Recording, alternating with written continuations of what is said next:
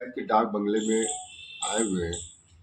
भारत सरकार की जो नीतियां हैं उन पे क्या कहना चाहेंगे और आपका क्या उद्देश्य है बहराइच आने का? सभी बहराइच के सम्मानित पत्रकार बंधुओं का, इलेक्ट्रॉनिक चैनल बंधुओं का, हिंदुस्तान पिछड़ा मोर्चा भारत की ओर से, रोजी महासभा की ओर से, संस्थापक राष्ट्रीय अध्यक्ष पूर्व राज्य मंत्री उत्तर प्रदेश सरकार भारतीय जनता पार्टी और मैं भारतीय जनता पार्टी का एक मामूली कार्यकर्ता आपके सामने जिला बहराइच में पहली बार प्रेस वार्ता कर रहा हूँ। और मेरा मुख्य उद्देश्य हिंदुस्तान पिछड़ा मोर्चा भारत पूरे प्रदेश में नहीं, पूरे देश के अंदर माननीय मोदी जी की और योगी जी की नीतियों को गांव-गांव, घर-घर ले जाने का मुख्य उद्देश्य रखा है। हमने आपको पत्र जो दिया उसमें सब लिखा हुआ है।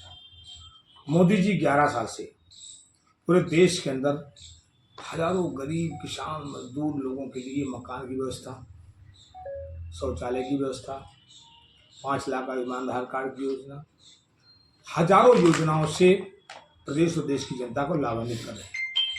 उत्तर प्रदेश के माननीय मुख्यमंत्री जी लगातार उन गरीब लोगों का हक, जिनको अन्य सरकारें कभी एक जाति के नाम पर लूटती थी, डाका डालती थी, या इससे पहले एक समाज की पार्टी जो उत्तर प्रदेश को तहस नहस करने का काम किया, अरबों खरबों रुपया बर्बाद मूर्ति में किया, प्रदेश में भुखमरी कगार पर पहुंच गया था।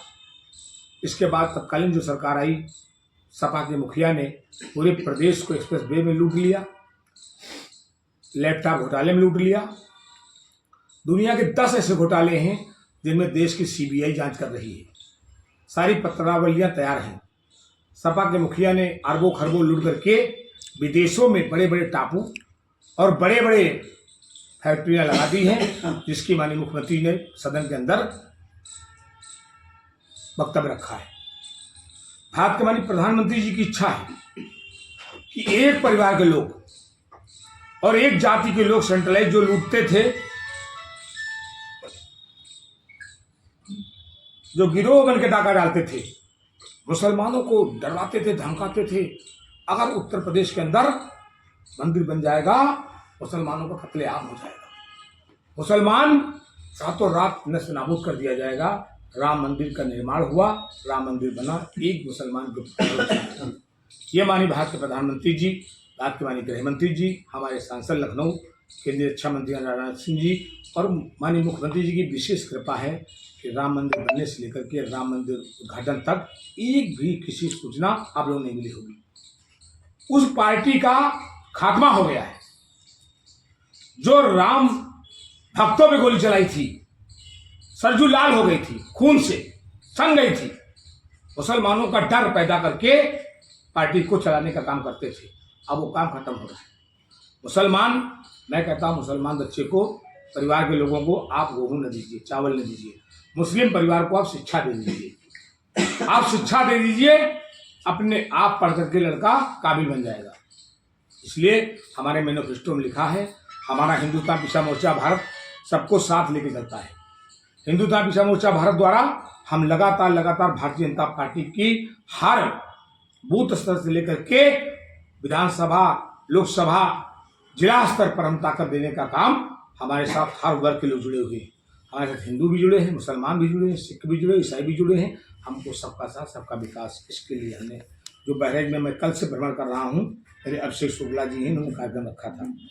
और हमारे हिंदुस्तान पिछड़ा मोर्चा भारत के बहुत जेनेटिक है। प्रदेश के उपाध्यक्ष का इजाजत मैंने दिया है इनको, और प्रदेश महामंत्री हमारे अनिल पांडे जी बैठे हुए हैं, और मेरे मार्गदर्शक और हमारे पिता तुल्य अख्तर साहब, जो मुझे हर समय गाइड करते रहते हैं बेटे की तरह। हम इनका हृदय से आभार व्यक्त करते हैं। अभी कप्तान साहब के यहाँ 5-6 मामले थे, लेके गए थे। कप्तान साहब ने सबकी बातें सुनी और अख्तर साहब नहीं जा रहे थे, मैं ज़बरदस्ती लेके गया कि आप चलिए। पुलिस कप्तान को बहुत बधाई देना चाहता हूँ। बहराइच के अंदर एक एक व्यक्ति की बात सुनते हैं, लोगों की मदद करते हैं, लोगों को बुला करके खुद उनकी सामने बात करते हैं। मैं बहराइच जनपद के पुलिस अधीक्षक आर्यन साहब को बहुत बहुत बधाई देना चाहता हूँ इस मौके पर। आज जिलाधिकारी महोदय से मेरी सुबह बात हुई थी। समय मिलने वाला है कुछ ही क्षणों में, जब भी समय मिलेगा जिलाधिकारी महोदय से भी जो समस्याएं हैं उनको भी अवगत कराऊंगा। और हमारा बहराइच आने पर जिला प्रशासन द्वारा पुलिस अधीक्षक हो, चाहे जिलाधिकारी महोदय हो, सिटी मजिस्ट्रेट हो, SDM हो, जिसको मैं फ़ोन करता हूँ सब मदद करते हैं, सहयोग करने का काम करते हैं। हम बहराइच के सारे पुलिस प्रशासन को और शासन प्रशासन को, जिले के प्रशासन को बहुत बधाई देना चाहता हूँ, बहुत शुभकामना देना चाहता हूँ। और ये माननीय मुख्यमंत्री जी की वजह से एक छोटे से कार्यकर्ता को इतना सम्मान पूरे प्रदेश में मिल रहा है। अभी मैं दिल्ली गया था और दिल्ली में यूपी भवन के अंदर 200 लोग, लगभग 15-20 जिले के पश्चिम क्षेत्र के लोग मैंने बुलाया था। 200 लोगों के साथ मैंने पूरा झंडा बैनर के साथ थे 17 अकबर रोड माननीय रक्षा मंत्री जी के आवास पर जाकर के लोगों में लाने का काम किया था। लेकिन अपरिहार्य कारण से उपराष्ट्रपति के चुनाव में अत्यधिक व्यस्त के कारण 5-6 राज्यों में दौरा होने के कारण मुलाकात नहीं हो सकी 200 लोगों। हम माननीय भारत रक्षा मंत्री जी का हृदय से आभार व्यक्त करना चाहते हैं। जब भी मैं दिल्ली जाता हूँ बहुत सरल और सुलभ मुलाकात हो जाती है। आज आप लोग आए, पत्रकार वार्ता हुई और आप लोगों का सबका सहयोग है। हम चाहते हैं कि जो डाका डाला जाता था, एक जाति के लोग डाका डालते थे, एक परिवार के लोग डाका डालते थे, एक जाति के लोग अपनी सरकार को पूरे प्रदेश में लूटने का काम किया। तो मोदी जी और अमित शाह और राजनाथ सिंह जी और योगी जी ने इसको समाप्त कर दिया। उसी से प्रदेश को तकलीफ है। तीसरी बार सरकार प्रचंड बहुमत की भाजपा की बनेगी। 350+ विधानसभा क्षेत्रों में जिताने का संकल्प मोदी योगी संधि रथ यात्रा को लेकर के हम प्रत्येक जिले में जा रहे हैं। मंत्री जी, राहुल गांधी जिस तरह से दस्तावेज लेकर घूम रहे हैं और तमाम सारे आरोप लगा रहे हैं, उस पर क्या कहना? देखिए, विपक्ष के पास कोई मुद्दा नहीं है। विपक्ष के पास कोई मुद्दा नहीं, हताश और निराश है। खिसियानी बिल्ली खम्भे नोच रहा है। राहुल गांधी जी जो संविधान की बात करते हैं, पीडीए की बात करते हैं, फर्जी पीडीए है। एक घर में 10-10 सांसद, ये पीडीए का नियम है। भाई सांसद, भतीजा सांसद, बीबी सांसद, खुद सांसद, एक घर में 10-10 सांसद। और भी पिछली जात की 79 जातियां हैं। क्या आजमगढ़ में कोई और पीडीए का नहीं था जो भाई को भेज करके आजमगढ़ में सांसद बना दिया? बदायूं के अंदर कोई और पीडीए का नहीं था, इसको सांसद बना देते। आप तो चीफ थे, सुप्रीमो थे। आप पिछड़ों के साथ डाका डालने का काम करते हैं, पिछड़ों के बीच में छुरा भोगने का काम करते हैं, मुसलमानों को डरवा करके, धमका करके समाजवादी पार्टी के पाले में लाने का जो काम कर रहे हैं। अब समाजवादी पार्टी बेनकाब हो गई, मुसलमान सचेत हो गया। 2027 में मुस्लिम वोट समाजवादी पार्टी को नहीं करेगा। समाजवादी पार्टी 2027 में समाप्त हो जाएगी। आप लोग देख लीजिएगा। हम चाहते हैं, बात कीजिए, करते हैं। राज्यसभा की मेंबर 3 बार से एक ऐसे अरबों खरबों पति की पत्नी को एक गरीब महिला बना भेजते हैं राज्यसभा में। कोई पीडीए की महिला भेजते राज्यसभा? मालूम होता है पिछड़ों बड़े हिमायती हैं। एक परिवार के लोग 30 साल से उत्तर प्रदेश को खोखला कर दिया है। अरबों खरबों रुपया एक गांव में बर्बाद कर दिया है। आज कोई हवाई पट्टी पर कोई उतर रहा है, कोई जहाज जा रहा है। अरबों खरबों रुपया एक जात के लोग एक उद्देश्य के तहत लूट लिया गया। एक्सप्रेस वे में किसी जाति को काम नहीं मिला। छोटे से छोटे एक जाति के लोग लूटने का काम, डाका डालने का काम किया। अब वो डाका नहीं डाल पा रहे, अब वो लूट नहीं पा रहे, लूट बंद हो गई है। तो लूट बंद हो गई है, उस लूट को माननीय मोदी जी ने रोक दिया। उस लूट को माननीय योगी जी ने लूट बंद कर दी है। अब प्रदेश के अंदर गुंडागर्दी, वो माफिया, जमीन माफिया शांत बैठे हुए। छुटपुट अगर हैं तो रातों दिन कार्रवाई होती है बुलडोजर के माध्यम से। अब भी तो बुलडोजर चल रहा था। 27 के बाद बाबा जी का बुलडोजर चलेगा, लेकिन सीधे हंटर भी चलेगा, सीधे हंटर भी चलेगा।